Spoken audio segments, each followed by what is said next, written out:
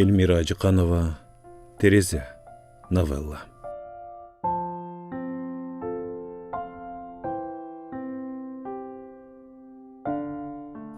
Рита уйкудан көзін ачса, чоочун жерде жатыптыр. Бұл қай жер, эмне үчүн мындамын деп көпкө түшүнө албады. Терезени караса таң агарып келаткандай, же көгүм албы, белгисиз. Акырын башын көтөрсө, ары жакта керебетте чачы куудай кемпир дуалга бурулуп уктап атат. Анын тушунда дагы бир керебет бош турат. Бул жер оорукана экенин түшүндү. Эмне болду, ким алып келди, эстей албады. Анан башынын таңылганын сезди. Өйдө болоюн деди эле көзү караңгылап көңүлү айнып кетти. Кайра жатты. Аркы кемпир керебетин кычыратып оодарылып, үшкүрүнүп анан тынчып калды. Терезе улам жарык боло баштады. Демек, таң атып келаткан экен. Хаңгыча эшик шарт ачылып, пол жуугуч аял чака чукасын калдыратып кирип келип, палатаны арыдан бери жууп тазалап чыгып кетти. Рита эстей баштады. Кеше жумуштан кечирээк чыккан. Цехтин бригадири тигүүчүлөрдү 1 сааттай кармады. Бүгүнкү бычылгандарды бүгүн бүтүп, эртең биротоло жаңы фасондон баштайбыз деген. Ошентип, көз байланган маалда иштен чыгып, аркы беттеги дүкөнгө кирип нан алган. Анан 4 айрылыш жолдун бурчунда кайра тиги өзгө өтмөк болгон. Ооба, шашып өтүп бараткан эле. Ошондон машинага урунбадыбы? Эстеди. Машинанын түсүндө эстеди. Кып-кызыл болчу. Бир көз ирмемге гана кечиккен. Андан аркысын билбейт. Бул жерге тез жардам алып келген окшойт. Рита ушуларды элдир-селдир эстеди да, кайрадан алсырап, көз илинип кетти. Ал огүнкүгө караганда өзүн кыйла жакшы сезип калды. Уколдор, кан тамырга коюлган суюктарлар баары жардам берип аткандай. Көңүлү караңгылабай, сергек басып туруп жүрөт. Дагы бир аптада толук айыгып чыгасың дешти доктурлар. Бая күнкү кырсыкта мээси чайкалган экен, Кудай сактап жеңилирээк жаракат болуптур. Рита майыптар жашаган жатакананын бир бөлмөсүндө турат. Былтыр жардамга муктаж үй бүлөлөрдүн балдары окуй турган интернатты бүтүрдү. Мектептин директорунун жардамы менен былтыр ошол жерге жайгашкан. Бүткөндөн кийин да барар жери жок калгандарга директор эжей өзү эптеп жашай турган баш калка таап, жумуш караштырып жардам берет. Ританы да майыптардын жатаканасына жайгаштырып, ошого жакын жердеги жеке менчик тигүү цехине үйрөнчүк кылып кийирип койду. Интернатты бүттүң, кайда барсаң өзүң бил. Кийинкиңе мен жооп бербейм деп койсо деле болмок чынында. Бирок ага директордун жүрөгү чыдабады. Жаш кыздын талаада калышын каалабады. Эптеп бир жерге жайгаштырып койсо, андан аркысын тагдырынан көрөр деди. Рита мүнөзү түнт, тартынчаак кыз. Оңой менен чоочун чөйрөнүн адамдарына аралашып кете албайт. Анын кунарсыз өткөн балалыгы, көргөн өскөнү, тарбиясы ушундай мүнөздү калыптады окшойт. Мына ал азыр палатанын терезесинен сыртты тиктеп жатты. Керебети терезенин тушунда. Кыркалекей тигилген бака теректердин бариктери дирилдеп, арасы толо чымчыктардын уясы экен, кужулдашат. Өзгөчө таң атып келатканда, анан күн батаарда ушундай бир сайрашат экен, тим эле токойдо жүргөндөй болосуң. Ошентсе да терезени тиктеп жатуу кыздын көкөйүнө көк таштай тийип бүткөн. Бала күнүнөн бери терезеден сыртка тигилип, көтөп, сагынып, куса болуп жүрүп чоңойду. Ошол үчүн ал терезелерди жаман да көрөт. Түн жарымында кайсы бир жерде жалгыз эле терезе күйүп турса, жүрөгү зырптай түшөт. Ошол үйдө кимдир бирөө уктай албай жакын адамын зарыгып күтүп, жалгыздыктын азабын жеп олтурат деп элестетет. Терезе ага дайыма күтүү менен өткөн балалыгын эстетет. Ойлоп көрсө ушу кезге чейин, керек болсо азыр да терезени телмирип тиктеп жатат. Эсинде, апасы экөө бир бөлмөлүү квартирада турушчу. Ошол үйдө кыз 7ге чыккыча жашашкан. Апасы жумушка барам деп кызын ар күнү сыртынан бекитип кетер эле. Анда да кыздын кичинекей жыгач керебети терезенин тушунда болчу. Кулап кетесиң деп балкондун эшигин бекитип салчу апасы. Анан ээн үйдө кыз аябай зерикчү. Ашкананын терезесинен сырттагы адамдарды, ойнап жүрген балдарды карачу. Апасы үстөлдүн үстүнө калтырып кеткен момпосу печеньелерди жечү. Курсак ачканда чайнектин түбүндө калган муздак чайдан куюп иччү. Анан уктап да калчу. Ританын апасы жап-жаш, арак чырай, чачтары далысына төгүлгөн, көздөрү коймолжогон сулуу чумак келин эле.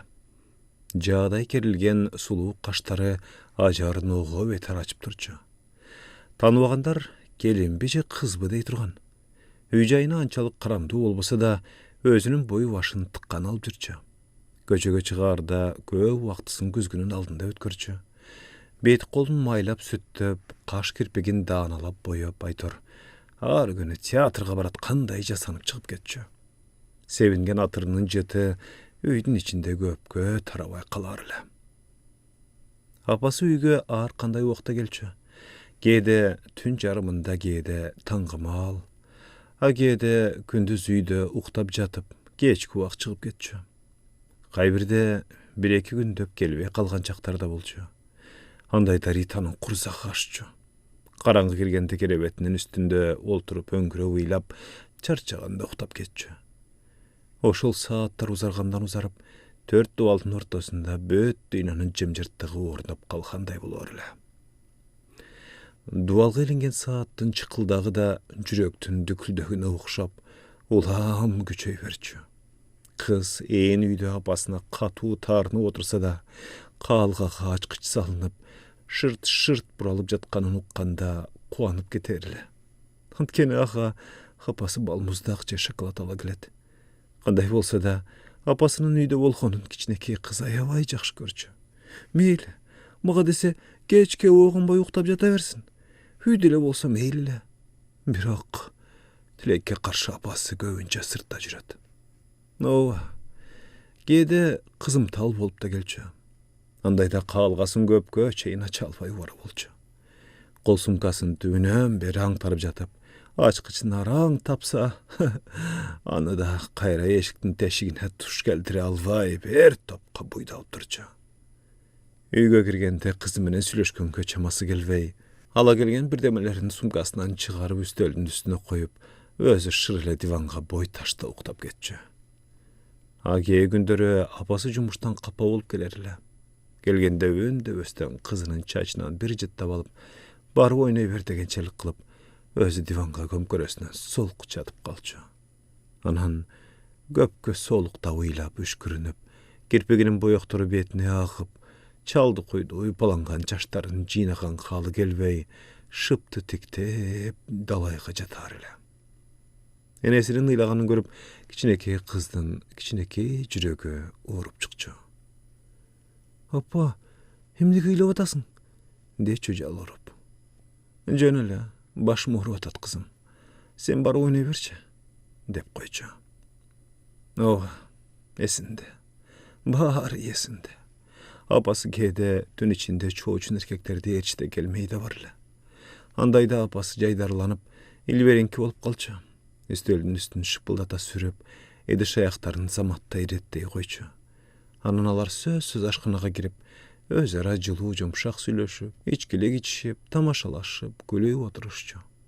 Кыз эртең менен көзүн ачса, алиги киши апасынын койнунда жаткан болор эле. Рита бала болсо да чоочун эркекти жаман көрүп, апасын андан кызганчу, апасына таарынчу. Андай эркектер бул үйгө түн катып келишер эле. Алар уурулар менен бирдей. Элге көрүнбөшү керек. Кайра таңгамал, ууру мышыктай шырп алдырбай жылып чыгып кетишчү. Ушунун баарысы Ританын балалыгынан калган элестер. Мындан башка эстей турган жартылуу эч нерсе жок. Айтор, энесин күтүп терезеде телмирген балалык күндөрү жүздөгөн жылдарга созулгандай туюлат. Ооба, эсинде. Бир күнү апасы сен эми окушуң керек деди да, кыздын кийим кечелерин бүт чогултуп баштыкка салып, автобус менен бир топ жүрүшүп, жарды жармач кембагалдардын балдары окуй турган жатак мектепке келишти. Мурда сүйлөшүп койгон окшойт, кызды дароо эле кабыл алышты. Ошондо эсинде калыптыр, энеси коштошуп атып тарбиячыга айткан эле. Чынын айтайын, алыска кетип атам. Шартым болсо кийинчерээк келермин. Болбосо сиздерге ишенем. Азыркыга чейин энесинин ушул сөздөрү Ританын кулагында. Андан бери туп-туура 10 жыл өттү. Рита жакында 17-ге чыкты. Энеси болсо ошол бойдон бир кайрылып келген жок. Кызынын саргарып күткөнүн, майда таштарды чогултуп төлгө салып жүргөнүн, түн ичинде интернаттын төшөгүнө чүмкөнүп алып ыйлаганын, 10 жыл бою жол карап көзү тешилгенин энеси билген жок. Көрсө, ошондо эле кызын бирөтулук таштаган окшобойбу? Чын эле өз тагдырын тобокелге салып, кайсы бир алыскы өлкөгө кетип келе албай калдыбы? Кандай тагдырга туш болду экен? Деги тирүү бар бекен? Бар болсо, эмне үчүн кызынан бир кабар алып койбойт? Эс тарткан сайын Ританы ушундай суроолор кыйнай берди. Жатак мектептин бөлмөсүндө далай түндөр уктабай, кичинекей жүрөгү куушурулуп энесин сарыга күттү го. Түн жарымында мектептин жанына машина келип токтоп, эшиги тарс деп жабылса, жүрөгү зырп дей түшчү. Тура калып терезеге чуркап барчу. Көмбө, төмбө апасы келип калышы мүмкүн эле да.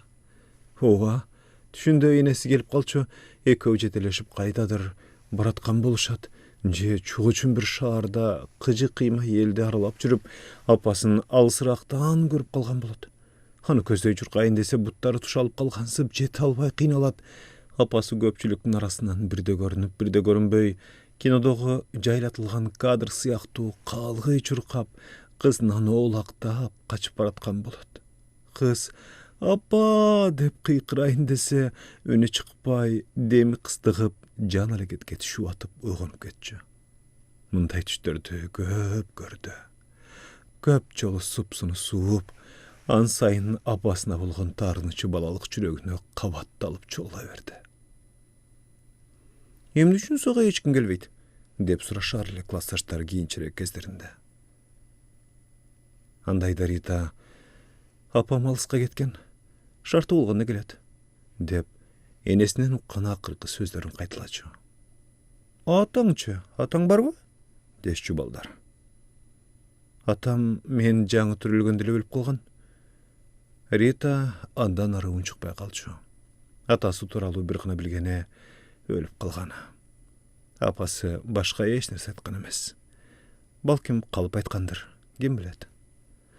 Рита оорукананын керебетинде ушулардын баарысын эстеп, кайрадан оюнан сыдырып өткөрүп жатты. Врачтар аны эч нерсени ойлонбой тынч жат дешкен. Ойлонбой коюуга болбойт экен. Ойсуз кантип жашайсың? Керек болсо 1 мүнөттө ойдон алыс боло албайсың да. Ошол күнү кечте кошуна палатада жаткан келин баш багып, «Рита деген ким?» деди. «Мен. Сыртта сени бирөөлөр чакырып атышат», деди да эшикти жаап койду. Кызык. Аны ким чакырмак эле? Башка бирөө менен алмаштырды го, деп ойлоду кыз. Ошентсе да сыртка чыгып карагысы келди. Коридордун баш аягында эч ким жок экен. Оорукананын короосуна чыкты. Киши көрүнбөйт. Машина токтоп туруптур. Кыз кайра тартмакчы болгондо күзгүдөй жаркыраган кооз машинадан улгайып калган эркек киши чыга калып, колун булгап чакыргандай болду. Рита бир ордунда тура берди. Таптакыр чоочун киши. Балким кимдир бирөөнү сурайын деп жаткандыр. Аңыча машинанын арткы эшигинен аял чыкты. Этек жеңи узун, кең көйнөк кийип, башына чоң жибек жоолукту чүмкөй салынган аял колун эмерип Ританы чакырды. Мына кызык. Булар ким? Кыз тааный албай, бирок аларды көздөй кадам таштап баратты. Аял көздөрүн кубанычтуу жайнатып Ританы утурлай басты. Ал апасы болчу. Ооба, апасынын көзүн көрүп тааныды.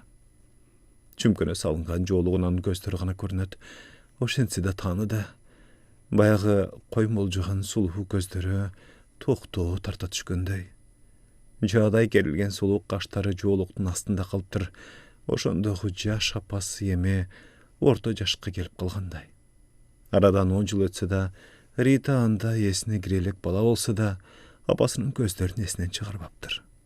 Бирок ошол замат көкүрөгүндөгү чер болуп каткан таарынычы козголуп, апасынын үзүлүп түшүп, жалынып жалбарганын жоопсуз калтырып, каканактаган көздөрү менен жер карап тура берди. Ал ортодо алиги чоочун киши аларга жакындабай, машинасынын жанында тигилердин мамилесин сынай карап турду. Ал апасынын тийген күйөөсү эле. Бетинин баары калың сакал мурут, мурду коңкугой, буга көздөнгөн, олбурлуу, башына кара баркыт малакай кийген, жашы бир топко барып калган күржүйгөн кишинин улуту башка болчу. Апасынан көп улуу экени көрүнүп турат. Акырын басып келип кызга баш ийкеп, бирдеме деп сүйлөө учурашкандай болду. Тили да такыр башка экен. Караптардан окшойт же, ирандыкпы, ким билет. Апасы ортодо чебелектеп тиги киши менен кызын аркы-терки карап сүйлөп жатты. Бул сенин атаң болот, таанып ал, деди күйөөсүнүн көзүн карап жалтактай кыска сүйлөп. Кандайчы? Кыз өгөй атасын таанымак тургай өз энесин да жирип көргүсү келбей турду. Бир кездеги наристе жүрөгүнө сыйбаган сагынычы, күтүүсү, зар какшаган тилеги дайынсыз чогулуптур. Кызым, тагдыр ушундай экен. Сени интернетка бергенден кийин акча табайын деп Дубайга иштеп кеткем. Ошол жактан бул кишиге жолугуп турмушка чыккам. Анан алардын шарты боюнча эч кайда чыга албай калдым. Салттарын бекем кармашат экен. Бул жакка жумуштап келгенбиз. Анан сени издеп олтуруп араң таптык. Алып кетели деп. Энеси мукактанып сөзүнүн аягын окуп, көздөрү жашылданып күйөөсүн кылчактап карай берди. Ританын көңүлү муздай түштү. Көрсө, өздөрүнчө эле жумуштап келишкен тура. Анан ушунча келгенден кийин кызын бир көрөгө тейин деген экен да. Рита энесине тике карады. Мен эч жакка барбайм. Кете бергиле. Мага келбегиле. Анан шарт бурулуп ооруканага чуркап кирип кетти. Аттап, буттап, экинчи кабатка чыгып палатасына кирип барып, керебетине шалдайып отуруп калды. Эсеңгирип, башы ооруп чыкты. Эч күткөн эмес мындайды. Ойлогон эмес. Өзүнчө эле ичи ачышып туталанды. Апасы таптакыр башка аял болуп калыптыр. Буркурап, боздоп, жаздыкка башын койгулап, ыйлагысы келди. Тегерегиндеги эл журттан гана жазданып өзүн араң кармады. Көрсө, шорду энесин бөтөн жердин тузу тарткан тура. Шору кайнап алиги байлыгы башынан ашкан картаң араптын торуна түшүп берген тура. Балким анын 3-чү же 4-чү аялыдыр. Ким билет. Балким ал бактылуудур. Кайдан билесиң? Жок. Өз баласын талакка таштап коюп, жерге тийген аял бактылуу болчу беле. Рита керебетинен тура калып терезеге барды. Алиги машина оорукананын куроосунда имерилип кайрылып, куш жол менен зыбылдап барып, чоң жолго жетип, оңго бурулуп, жайнаган машинелердин агымына кошулуп, караанын үзүп кетти. Ал терезеден сыртты тиктеп дал болуп тура берди. Какынактап жашка толгон көз алдында көчөдөгү кыймыл туманда калгандай мунарыктап чайпалып турду. Дал ушинтип терезеде телмирген балалыктагы кусалуу күндөрү көз алдына тартыла берди.